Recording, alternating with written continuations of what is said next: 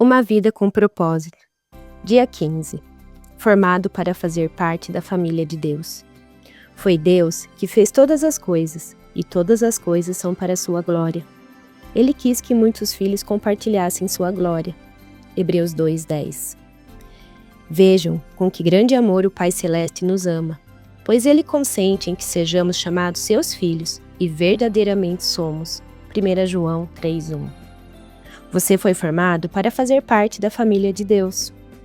Deus quer uma família e criou você para fazer parte dela. Esse é o segundo propósito de Deus para a sua vida, o qual foi planejado antes que você nascesse. Toda a Bíblia revela a história de Deus formando uma família que irá amá-lo, honrá-lo e reinar com ele para sempre. Ela diz: seu plano imutável sempre foi adotar-nos em sua família, conduzindo-nos a si mesmo por meio de Jesus Cristo, e isso lhe trouxe grande satisfação.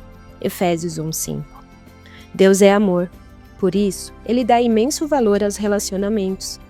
A própria natureza de Deus é relacional, pois Ele identifica a si mesmo em termos familiares: Pai, Filho, Espírito Santo. A Trindade é um relacionamento de Deus consigo mesmo. É o padrão perfeito para uma relação harmoniosa, e devemos estudar suas implicações. Deus sempre existiu vivenciando um relacionamento amoroso consigo mesmo. Logo, Ele nunca esteve só. Ele não precisava de uma família, mas desejou uma. Então concebeu um plano que consistia em nos criar, adotar-nos em sua família e dividir conosco tudo o que possui. Isso dá a Deus um grande prazer. A Bíblia diz: foi para Ele um dia feliz quando Ele nos deu a nossa vida nova, por meio da verdade da sua palavra, e nos tornamos, por assim dizer, os primeiros filhos na sua nova família. Tiago 1:18.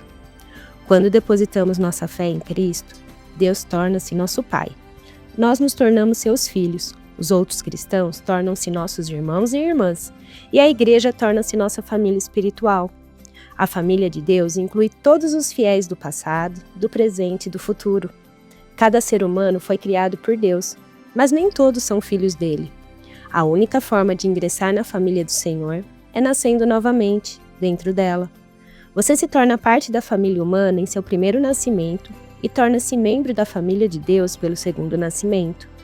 Ele nos deu o privilégio de nascermos de novo, de modo que agora nós já somos membros da própria família de Deus. O convite para fazermos parte da família de Deus é universal, mas há uma condição: a fé em Jesus. A Bíblia diz: todos vocês são filhos de Deus mediante a fé em Cristo Jesus. A família espiritual é mais importante que a biológica, porque durará para sempre. Nossa família terrena é uma dádiva maravilhosa de Deus, mas é temporária e frágil, sujeita ao rompimento pelo divórcio, pela distância, pela velhice e, inevitavelmente, pela morte. Já a família espiritual, nosso relacionamento com outros fiéis, irá perdurar por toda a eternidade. É um laço permanente e uma união muito mais forte que o parentesco de sangue. Sempre que Paulo parava para pensar no propósito eterno de Deus para todos nós, irrompia em louvores. Quando eu penso na sabedoria e na extensão do seu plano, eu caio de joelhos e rogo ao Pai de toda a grande família de Deus, alguns deles lá em cima no céu e outros aqui embaixo na terra. Efésios 3, 14 e 15. Os benefícios de fazer parte da família de Deus. No momento em que você nasceu, espiritualmente na família de Deus, recebeu alguns presentes espantosos: o nome da família, a aparência da família, os privilégios da família, o acesso à intimidade da família e a herança da família. A Bíblia diz: por ser seu filho, tudo que ele, Deus, possui, também pertence a você. Gálatas 4:7. O Novo Testamento dá grande ênfase à nossa valiosa herança. O meu Deus suprirá todas as necessidades de vocês, de acordo com suas gloriosas riquezas em Cristo Jesus. Filipenses 4:19. Como filhos de Deus, temos parte na fortuna da família. Aqui recebemos bondade, paciência, glória, sabedoria, graça, misericórdia e poder. Mas na eternidade, iremos herdar ainda mais. Paulo disse: quero que vocês percebam quanto é rica e gloriosa a herança que Ele, Deus, tem dado ao seu povo. Efésios 1:18. O que exatamente abrange essa herança? Primeiro, seremos levados deste mundo a fim de estar com Deus para sempre. Segundo, seremos completamente transformados para nos tornar como Cristo. Terceiro, seremos livres de toda dor, sofrimento e morte. Quarto, seremos recompensados e reassumiremos posições de trabalho. Quinto, participaremos da glória de Cristo. Que herança! Você é muito mais rico do que imagina. A Bíblia diz: Deus reservou uma herança inestimável para seus filhos. Ela está guardada no céu para vocês, pura e incorruptível, isenta de oscilações e da decadência. Isso significa que sua herança eterna é inestimável, pura, perpétua e protegida. Ninguém pode tirá-la de você. Ela não pode ser destruída pela guerra, por uma economia deficiente, nem por algum desastre natural. É por essa herança eterna, não pela aposentadoria, que você deve ansiar e se esforçar. Paulo diz: tudo o que fizerem, façam de todo o coração, como para o Senhor, e não para homens, sabendo que receberão do Senhor a recompensa da herança. Colossenses 3, 23, 24. Aposentar-se é uma meta sem grandes perspectivas. Você deveria estar vivendo à luz da eternidade. Batismo. Identificando-se com a família de Deus. A família saudável tem orgulho de si mesma, e seus membros não se envergonham de serem reconhecidos como parte dela. Infelizmente, conheci muitos cristãos que, ao contrário do que Jesus ordenou, jamais se identificaram publicamente com sua família espiritual, ou seja, não foram batizados. O batismo não é um ritual facultativo que possa ser postergado. Significa sua inclusão na família de Deus e anuncia publicamente ao mundo: eu não tenho vergonha de ser parte da família de Deus. Você já foi batizado? Jesus ordenou que esse belo ato fosse realizado por toda a família. Ele nos disse: portanto, vão e façam discípulos de todas as nações, batizando-os em nome do Pai, e do Filho, e do Espírito Santo. Mateus 28, 19. Durante anos, esforcei-me para entender por que a grande comissão de Jesus deu ao batismo a mesma importância das grandes missões de evangelismo e edificação. Por que o batismo é tão importante? Então percebi que é por simbolizar o segundo propósito de Deus para a nossa vida, a participação na família eterna de Deus. O batismo é pleno de significado.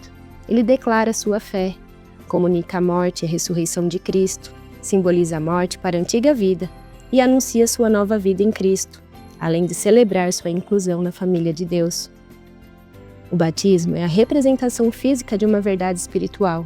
Representa o que aconteceu no instante em que Deus trouxe para sua família. Alguns de nós são judeus, alguns são gentios, alguns são escravos e alguns são livres. Mas todos fomos batizados no corpo de Cristo pelo Espírito, e todos recebemos o mesmo Espírito. 1 Coríntios 12, 13. O batismo não o torna membro da família de Deus, somente a fé em Cristo faz isso. O batismo demonstra que você já faz parte da família de Deus, assim como a aliança de casamento é um lembrete visível de um compromisso íntimo, firmado no coração. É um ato de iniciação, não algo que você deva protelar até estar espiritualmente maduro. A única condição bíblica é crer. No Novo Testamento, as pessoas eram batizadas assim que criam. No Pentecoste, 3.000 pessoas foram batizadas no mesmo dia em que aceitaram Cristo. Em outro momento, um líder etíope foi batizado no mesmo instante em que se converteu. Paulo e Silas batizaram um carcereiro filipense e sua família à meia-noite. Não há nenhum caso de batismo adiado no Novo Testamento. Se você ainda não foi batizado como expressão de sua fé em Cristo, faça isso o mais rápido possível, como Jesus ordenou. O maior privilégio da vida. A Bíblia diz: Jesus e as pessoas que ele santificou pertencem todos à mesma família. Por isso, ele não se envergonha de chamá-los de irmãos e irmãs. Hebreus 2:11. Deixe essa verdade maravilhosa entrar no seu coração. Você faz parte da família de Deus, e pelo fato de Jesus tê-lo feito santo, Deus tem orgulho de você. As palavras de Jesus são inequívocas. E estendendo a mão para os discípulos, disse Jesus: aqui estão minha mãe e meus irmãos, pois quem faz a vontade do meu Pai, que está nos céus, este é meu irmão, minha irmã e minha mãe. Mateus 12, 49 e 50.